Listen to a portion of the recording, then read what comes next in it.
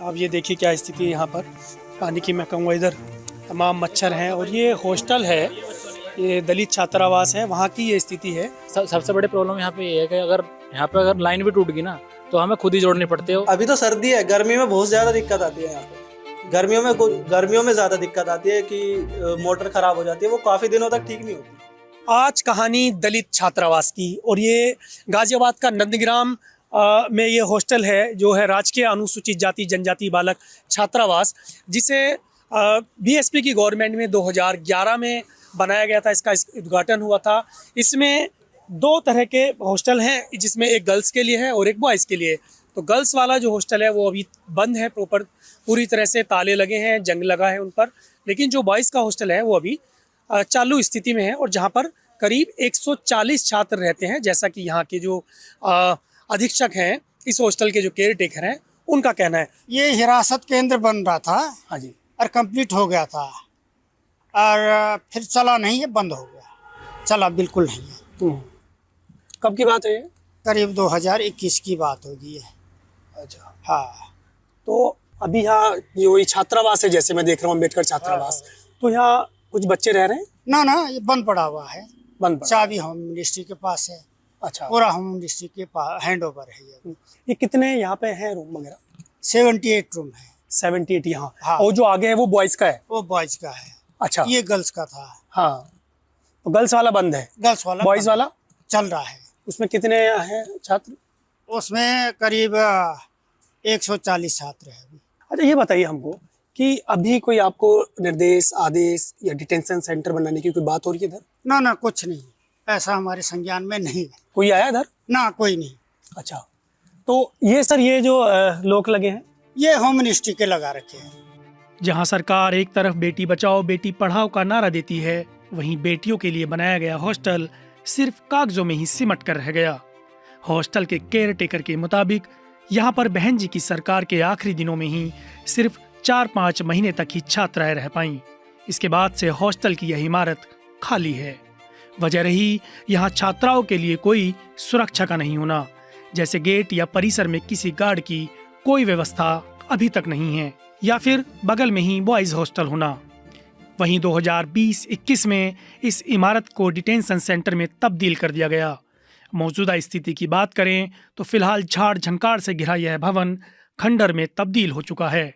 दरवाजों पर लगे ताले जंग खा चुके हैं। बगल में बने बॉयज हॉस्टल के छात्रों का कहना है कि अब इस इमारत में सिर्फ सांप ही पल रहे हैं। हो सकता है अगर बहन जी की सरकार होती तो ये चालू होता शायद। अब बहन जी की सरकार नहीं है तो ये बंद ही पड़ा है काफ़ी दिनों से।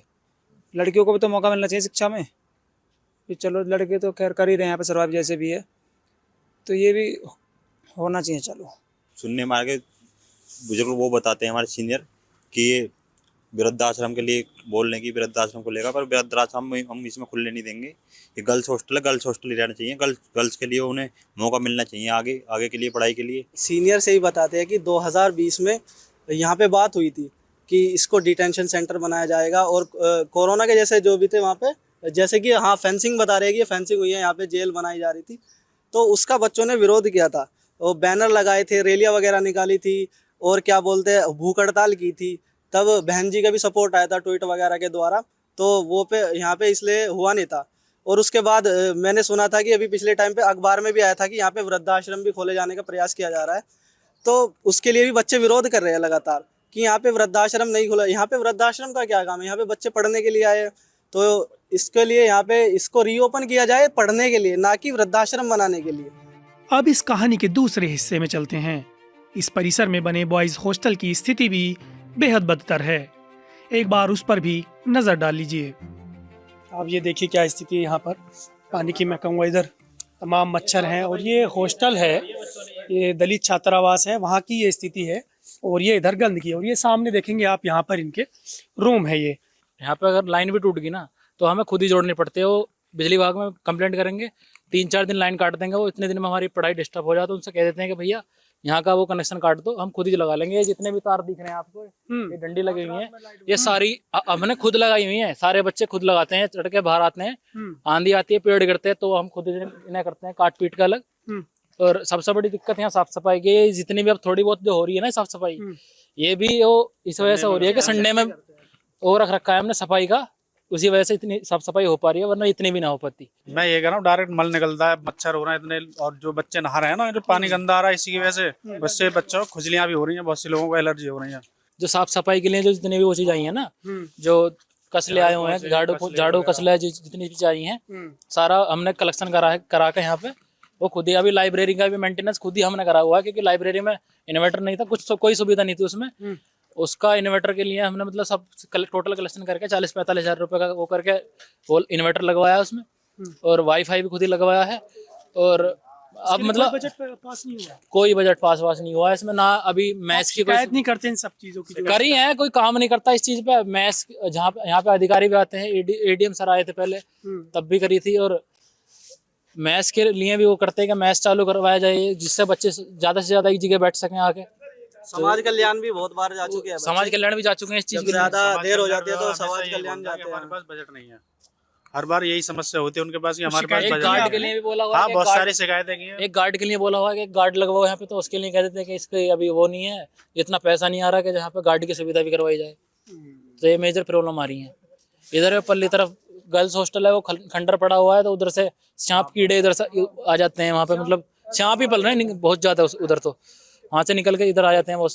अब जब बारिश होगी तो इसमें पूरे में पानी भर जाएगा, पूरा 3 दिन तक बिल्कुल लबालब भरा रहेगा यहाँ पे। 2-2 सांप निकल रहे हैं, बताओ। 2-2-3 हाँ, एक दिन में 2-2-3 सांप निकल रहे हैं, बताओ। तो ये देखिए, ये लाइब्रेरी है और यहाँ पर बाबा साहब भीमराव अंबेडकर जी की तस्वीर लगी हुई है, नेहरू जी हैं। ये लाइब्रेरी है यहाँ पे, ठीक है सब। यहाँ पे तो बहुत प्रॉब्लम आती थी, क्योंकि ये वाले बोर्ड थे बच्चों ने खुद ही लिए है, और जैसे कोई लाइट खराब हो जाती है ये भी बच्चे खुद ही पैसे कलेक्ट करके लाते हैं। बाकी आप उधर देख सकते हो, उधर इन्वर्टर लगा हुआ है, तो वो बच्चों ने खुद ही पैसे कलेक्ट करके लगाया हुआ है। कोई यहाँ पे जो सिलेक्टेड बच्चे जा चुके थे उनसे भी हमने पैसे मंगवाया, जिससे कि थोड़ा बजट सही रहे। और वहाँ पे देखो आप, इन्वर्टर ये भी लगाया जा चुका है। अच्छा, मैथ्स भी इनका देखते हैं, का कहना मैथ्स भी एक बार देखते हैं। मैथ्स चल रहा है ये? नहीं, मैच बंद है। मैच बहुत दिनों से बंद है, जब से आया हूँ मैं, 2 साल हो गए मुझे यहाँ आए। मैंने देखा है जब से बंद ही है। 2 साल से? हाँ, ये तो बड़ी। इसमें बस वेस्टेज चीज रखते हैं वे। हाँ जी, लॉकडाउन से पहले चलता था, लॉकडाउन के बाद ये बंद हो गया था। बंद हो गया। तब से कोई नहीं आया, और आता भी है तो पता नहीं क्या प्रॉब्लम आती है, कोई नहीं रहता, कोई टिक नहीं पाता। ये मैथ्स की स्थिति है यहाँ पर। तो कभी यहाँ जो ये छात्र थे उस हिसाब से इसको बनाया गया होगा कि यहाँ जो दलित छात्र रहेंगे वो यहाँ जो पढ़ाई करेंगे वो यहाँ अच्छा भोजन खा सकें। लेकिन मैथ्स की स्थिति हम देख पा रहे हैं कि यहाँ बेहद ख़राब है। सीलन की स्थिति देखिए, यहाँ स्मेल बहुत गंदी आ रही है, देखिए।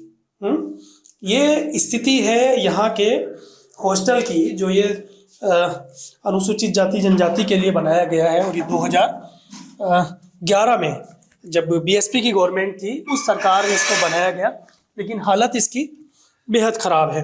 ये देखिए यहाँ पर सीलन कितनी ज़्यादा है।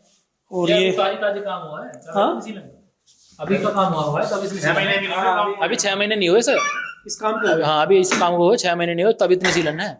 अभी नया काम हुआ है, मतलब अभी इसका रिपेयरिंग हुई है, तब अभी रिपेयरिंग हुई है इसकी, अभी तभी इसका 2024 में जो हुआ था वो बजट पास हुआ था, और काम कंप्लीट होने में भी 1-1.5 साल लग गया है। मतलब ये अभी 6 से 7 महीने पहले ही काम हुआ था ये फिनिश, जब अभी इतनी देर पहले ही ये ऐसा हो चुका है। और मेरे रूम में भी ऐसा है कि वो काम हुआ तब तो कोई दिक्कत नहीं थी, लेकिन बारिश पड़ी तो मेरे कमरे के जो गेट है उसके पीछे वहाँ पे सीलन आने लगी। जैसे ये साइड है ना यहाँ पे, तो इनकी तो ठीक है, मेरे यहाँ पे बहुत सीलन आ गया, पपड़ी उतरने लगी है। पानी 4-5 दिन से नहीं है। वार्डन सर से बोलते हैं तो वो बोलते हैं कि समाज कल्याण विभाग कहता है हमारे पास वो नहीं है, बजट नहीं है।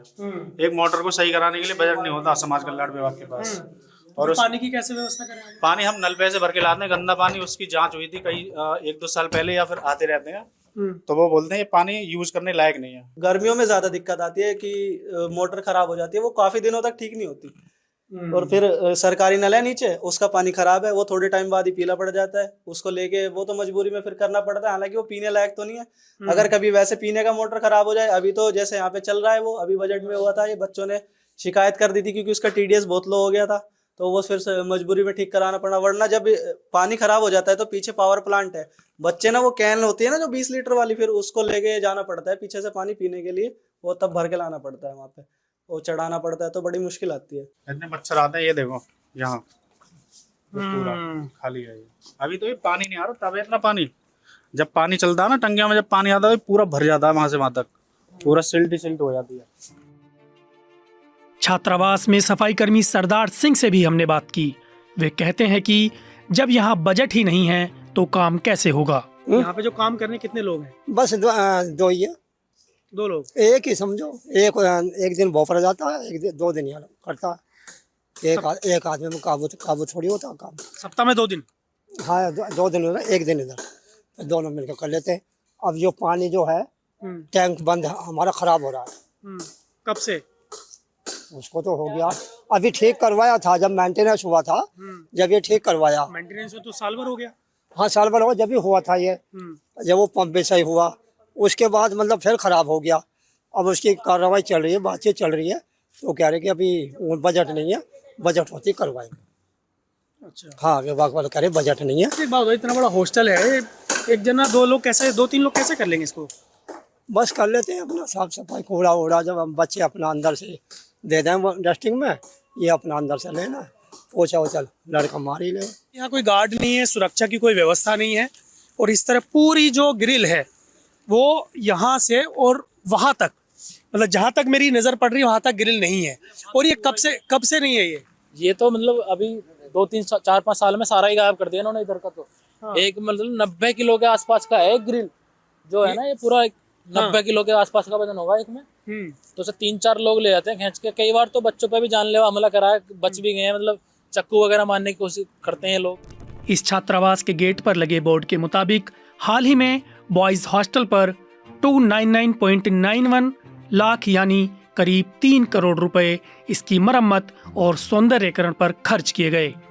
कुल मिलाकर इस छात्रावास की स्थिति ऐसी है कि यहाँ आने वाली समस्याओं से छात्रों को खुद ही निपटना पड़ता है। उनका कहना है कि सफाई से लेकर किसी भी तरह की खराबी होने पर उसकी मरम्मत भी वे अपने स्तर पर ही करते हैं। वहीं बुनियादी जरूरतों के लिए भी छात्र आपस में पैसा इकट्ठा कर व्यवस्थाएं करते हैं।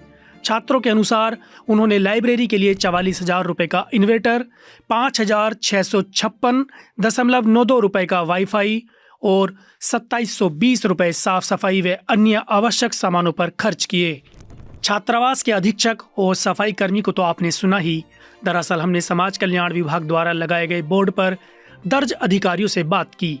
समाज कल्याण विभाग के प्रदेश नागरिक निगरानी समिति के सदस्य डीसी वर्क कहते हैं, ये उस रिपोर्ट में जो आपने भेजी है, क्या जो उतनी लागत लगी है करीब 3 करोड़ रुपए के आसपास है ना? तो वो ठीक है या आपको लगता है कि पैसा ज्यादा खर्च हो गया और काम उस लिहाज से नहीं हुआ? हाँ, उसमें ये तो प्रतीत होता है। आपने जो रिपोर्ट भेजी उस पर कुछ क्या कार्रवाई हुई है? कुछ कार्रवाई भाई आप जानते हो, शासन थाने कार्रवाई तो नहीं, कार्रवाई चलती है उसमें, चल रही है कार्रवाई। अभी कुछ हुआ नहीं है ना, लेकिन अभी हुआ कुछ नहीं है, लेकिन कार्रवाई चलती है। बोर्ड पर दर्ज तत्कालीन समाज कल्याण अधिकारी वेद प्रकाश मिश्र कहते हैं कि बोर्ड पर मेरा नाम गलत लिख दिया गया है। मेरे चार्ज संभालने से पहले ही यह काम खत्म हो चुका था। बोर्ड बाद में लगा है इसलिए मेरा नाम लिख दिया गया। फिलहाल मैं कन्नौज में पोस्टिंग हूँ, इसलिए मेरे पास कोई जानकारी नहीं है। वहीं यूपी सिडको के तत्कालीन इंजीनियर महेंद्र सिंह कहते हैं कि वहाँ अच्छी गुणवत्ता का काम हुआ है। मैं वहाँ गया था, मैंने देखा कि वहाँ सुप्रीम क्वालिटी का पाइप और एशियन का पेंट लगा है। हालांकि यह काम मेरे कार्यकाल में नहीं हुआ है। इन अधिकारियों की बातों में विरोधाभास है। आपने यह पूरी रिपोर्ट देखी, अब सही गलत आप तय कर लीजिए। मेरा नाम अवधेश है, मेरे साथ गुलफाम है। शुक्रिया।